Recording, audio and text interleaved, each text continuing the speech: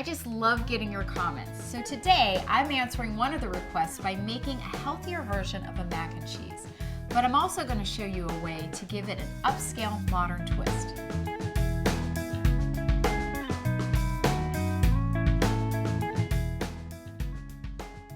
So let's talk pasta. So my first healthy swap is using brown rice pasta instead of white.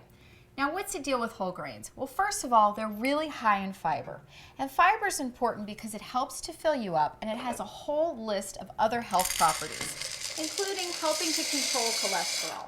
And we all know with something like mac and cheese, we have a lot of rich add-ins, so it's always good to start with a high fiber base. So if you've decided that you want to go gluten-free, brown rice pasta is also a great option. And as I go through the procedure, I'll give you other tips to make this recipe gluten-free.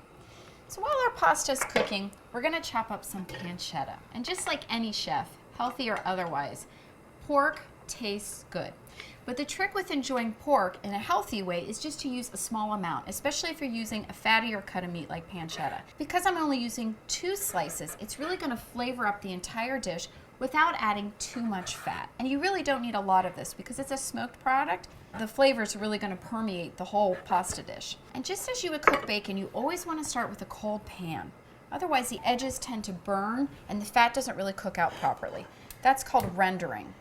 So we'll put this on low heat and we'll let it cook up while we look at some of the other ingredients.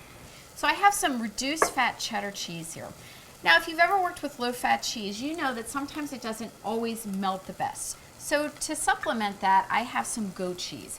Goat cheese is also going to add this really perky, sharp flavor to give that mac and cheese the boost it needs, because unfortunately with reduced fat cheeses, sometimes they just don't have the same flavor as a full fat cheese. I'll be the first one to admit that. So that's why I mix the two.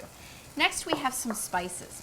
I've got garlic powder and paprika, and I'm a huge fan of paprika because my family's Hungarian, so we basically live on the stuff. But the reason why I always add it to dishes, especially if I'm using something like a low-fat cheese, is because spices just add another layer of flavor. And we know that spices are extremely healthy for us because they have all kinds of healing compounds in them.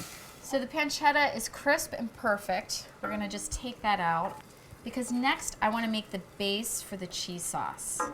And that's called a bechamel. I know it sounds fancy, but it's actually quite easy. So we'll start this with just a tablespoon of olive oil, and then I'm going to use a tablespoon of flour. Now, if you want to keep this gluten-free, you're going to want to use brown rice flour. You can also use a little cornmeal if you like. There's a lot of great options out there. And you really want to mash the flour into the oil to make sure that you get a nice paste. We're going to add the spices next, the paprika and our garlic powder. And I always like to add the spices into the mixture with the oil because the oil helps to bring out the flavors, especially if your spices have been sitting in the drawer for a few months. Sometimes they don't taste as bright or sharp, but when you cook them in oil, the fat in the oil really activates those compounds in the spices. So next we're going to add some skim milk. This is another way to cut back on fat. So the skim milk is a nice light base because when you have several fat sources, you want to be conscious of that. And we all know that mac and cheese can be really heavy. So the idea is to get the same flavors in this dish without overdoing it on fat and calories. So now you can let this rest. We're going to want this to get thick, sort of like the texture of heavy cream and bubble. And let's check our pasta to see if it's ready to go.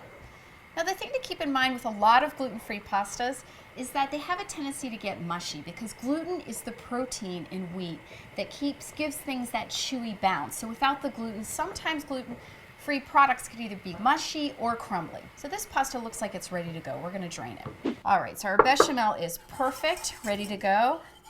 You can see that it's really thickened up. Even though we've used skim milk in here, the flour helps to thicken the mixture. And those spices, it's already smelling amazing. We haven't even put the cheese in yet. So next we're going to add a reduced fat cheddar.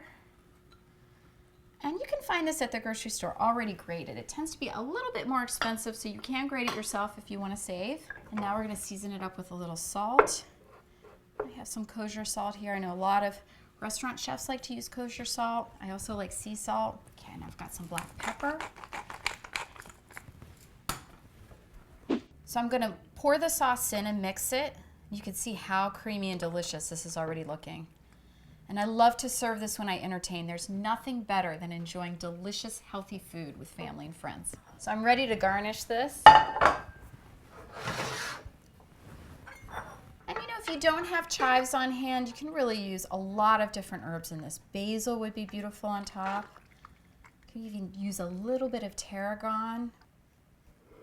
Got our chives. Our lovely pancetta on top.